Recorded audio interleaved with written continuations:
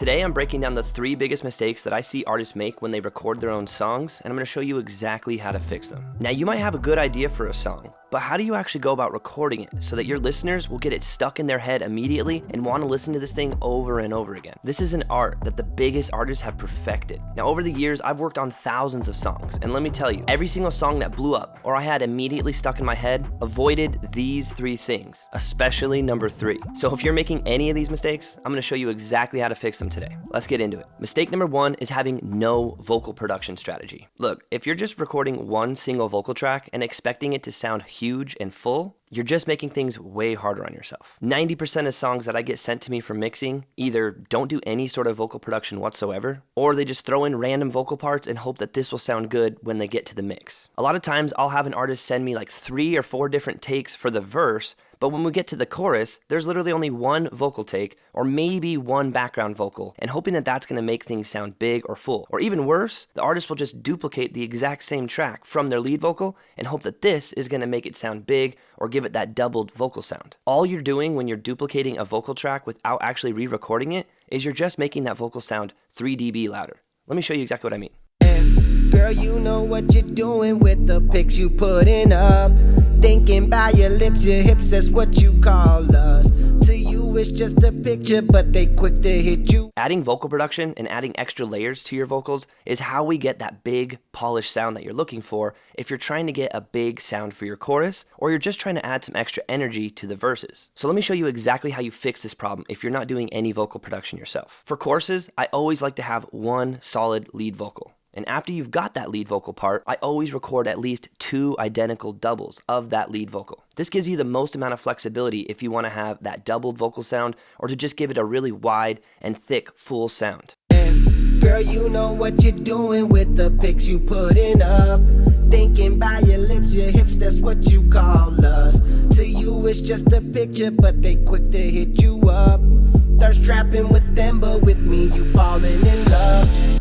By having 2 identical doubles, you're able to pan one to the left and one to the right and keep your lead vocal right up the middle. This gives you that full, big sound for the chorus so that when it goes back to the verse sounds smaller and a little bit more up and in your face and intimate, but the chorus has that cool, big, energetic sound. And trust me, by recording exact duplicates of that lead vocal, this is how you get that layered vocal sound you're looking for, instead of just duplicating or copying that lead vocal down 2, 3, even 4 times I see some people do, and that is just not going to get you the sound you're looking for. For melodic artists like Chris Brown or The Weeknd or Bryson Tiller, you can actually even add some harmony parts in to your chorus. So maybe you have your lead vocal, you have 2 or 3 different layers for that vocal, and then you go and add some harmony parts, either a higher harmony or a lower harmony, which really adds some extra texture and gives your chorus a really pleasing sound.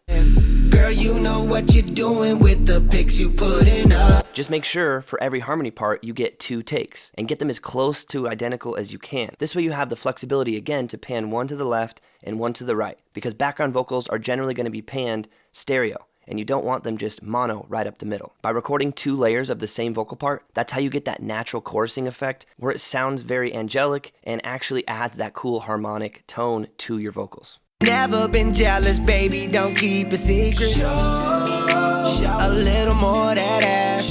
Keep 'em coming. Just make sure that you get these 2 layers as close to the same as you can so that there's no differences between the lyrics or the timing and how you actually sang the parts. If you don't get these identical or make them sound as close to the same as you can, this is where things get really sloppy and muddy, and trust me, you don't want that. Now, if you're trying to add some extra energy to the verses, I like to do what I call dubbing certain parts of the song, or just emphasizing certain phrases within the verse. So maybe just the tail end of the verse or just the tail end of each little phrase so that you can add extra energy to those parts. Maybe there's just specific lines that you really want to emphasize. Those are always good to just layer up and double up for just those parts, but not necessarily a double throughout the whole entire verse. I'm on Chanel Javon, get on the racks a hobby, 22 killer beside me, 2 when I move like a zombie, I'm on the wave of surf, my dogs invade your turf, we in the game and hurt, stay in your lane and swerve. The last and best way to add energy to your vocals is by adding an ad-lib track. Ad-libs are just literally responding to the lead vocal, so usually adding some sort of background noises, some little extra textures, or just adding some extra words or phrases to, like I said, kind of call back to the lead vocal that you're singing. Double tap that screen, girl, you know what it is. When you post them flicks, When you biting them lips, making every nigga hit. Every time I'm working with an artist and we get done recording the verses and the chorus and adding all the extra layers, I always say the very last thing we can do is go through and just add one layer of just ad-libs throughout the whole song. And each part of the song now has its own unique flavor and its own unique little taste. This adds so much extra energy to your song and really gives things that cool kind of background ear candy. But none of these vocal production tips work at all if you don't nail this second big mistake that I see artists make. And that is not getting one solid lead vocal. This sounds like common sense, right? But I'm telling you, so many artists mess this up. If your lead vocal is weak, sloppy, or inconsistent, no amount of mixing can fix that. Here's where artists are usually messing up when they're recording their lead vocals. Like I mentioned in the last tip, usually artists will send me a verse with 2 or 3 different layers to try to give it that thick, kind of full sound so that it really pops out over the beat. But this is a huge no-no, especially because that's not how we're going to get that loud and in-your-face verse.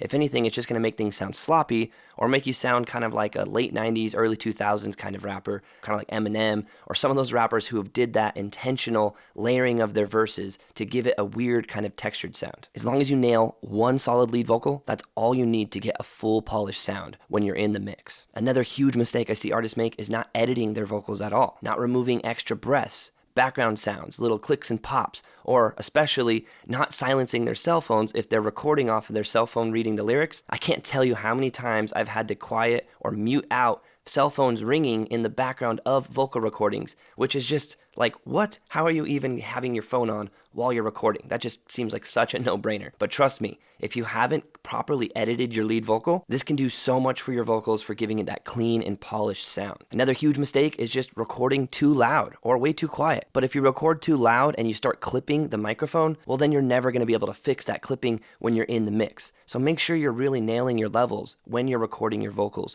and not ever getting too loud or too aggressive onto the mic. Just adjust the input down so that you're at a nice, healthy level to where you're getting a good vocal level, but you're not overloading your interface or the microphone. And one of the last things I see artists do, and this is a huge mistake, is just not recording to a click track or having the proper BPM set to the song when recording. Now, most artists know how to rap on beat, but I find that there are times when the beat maybe cuts out and there's just instruments playing with no drums, that it can be really difficult for artists to know exactly how to stay on time, or particularly when to come back in when the beat drops. It sounds really sloppy and unprofessional when you come in on the beat just a little early or a little late because you weren't really sure when that drop was going to hit. So here's how we go about fixing all of those mistakes. Start by focusing on just nailing one lead vocal before you add any extra layers or any extra vocal production. Make sure you really nail this and don't make any mistakes. You're really confident in all of the vocal parts that you record, meaning your lyrics and your cadence and tone of voice, and you don't have any inconsistencies throughout the verse, maybe where you're running out of breath or anything like that. Make sure that the whole take,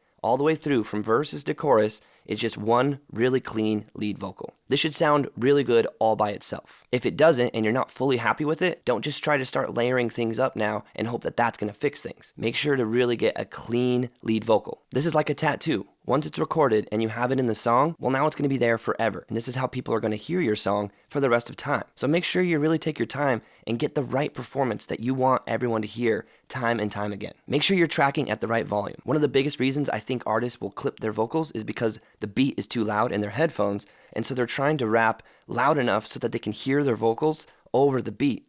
All you got to do here is just turn down the beat a little bit to make sure that you can hear yourself properly, but that you're not overloading your interface or your microphone and clipping the signal. Clipped vocals will always sound horrible no matter what you do in the mix. So just make sure you get your vocal levels right while you're recording. And always set the BPM of your song to match the beat, and have a click track on if you think that that helps you, especially through the parts of the song where maybe the beat cuts out, so that you can make sure you're staying right on grid.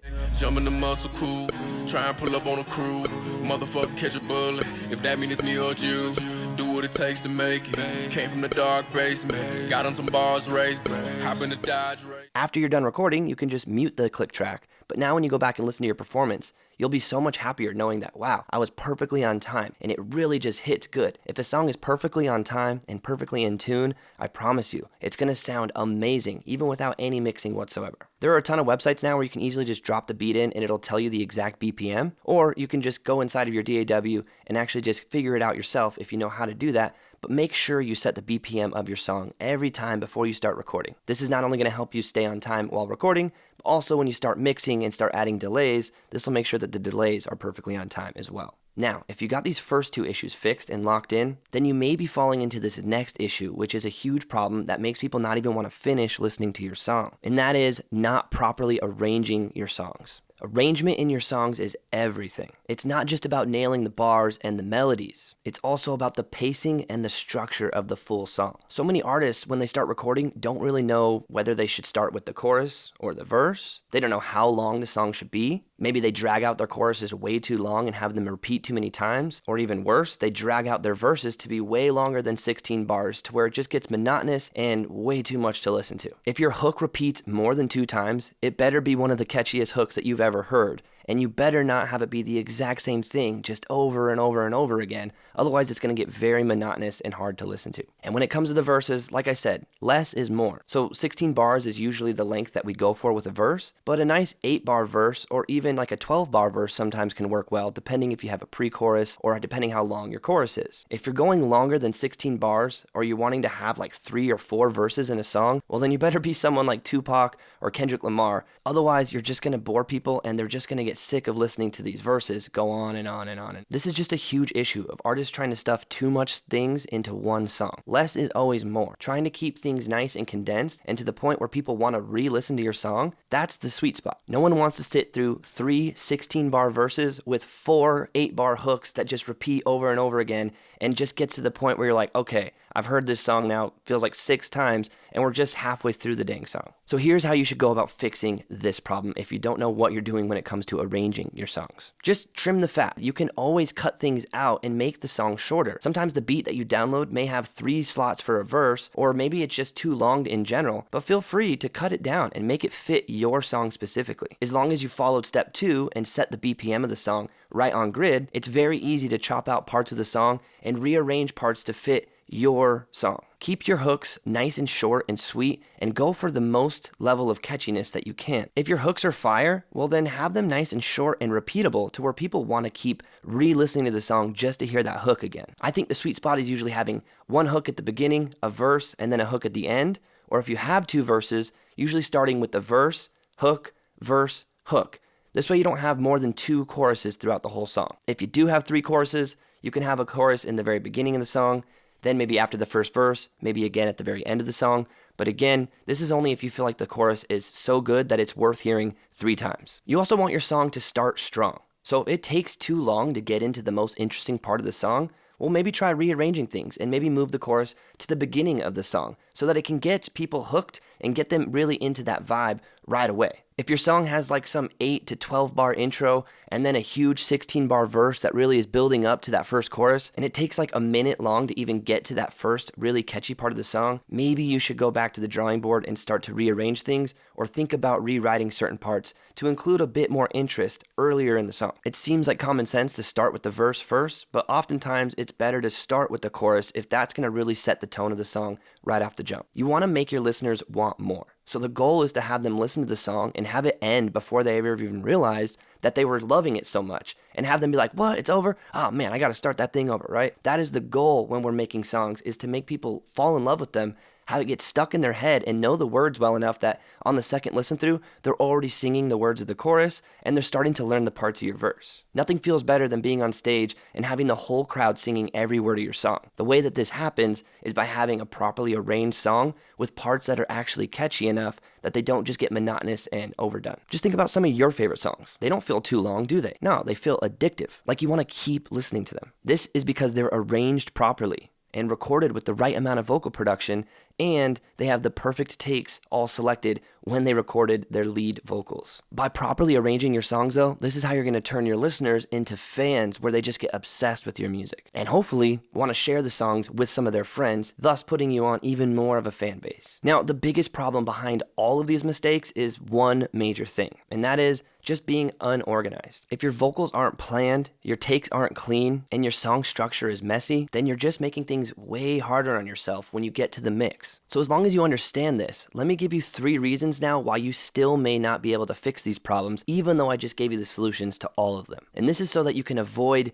making these mistakes and actually fix them. Number 1, you don't have the willpower, the work ethic, or the focus to actually fix these problems. Now, that's not something I can help you fix, but chances are if you've made it this far in the video, then this is something you want to improve, and so this isn't you. The second reason you might fail at this is because you just don't have the time to fix these problems. And I get it. Even the most talented artists are still crunched for time when it comes to work, family, social time, and then having to work on your music craft and get even better. Trust me, I know that can be a little overwhelming. But that's why pro artists have their systems figured out, and they use things like templates that can help really speed up their workflow so that when they jump in to record, they're not having to try to figure all this stuff out or recreate the process every single time. I know when I started using a recording template, it completely changed everything for me. It helped me stay more organized, it helped me speed up my workflow, and it helped me get that level of consistency that I was looking for when I was going to actually get into the recording session. This way you can spend less time fixing problems and more time just recording good music. Now I have a ton of really powerful recording and mixing templates on my website to help you do just that. If you want to check them out, I'll leave a link down below. Now you may have the willpower and the time to fix these problems, but maybe you just don't have the money to invest in a new template or something like that to actually improve your workflow. But don't worry, I got you covered as well. That's exactly why I made my home studio toolkit, which is a free download with 5 really powerful recording templates in there to help you stay organized and to get your songs out in a much easier way. Again, these are completely free, and there's also a free ebook in there as well as a mixing checklist. So if you're trying to get started without spending any money whatsoever, well then go check that link out down in the description. It'll be the first link down there. Now hopefully you can avoid making these mistakes and go record some fire music with this new knowledge. I'll see you in the next video.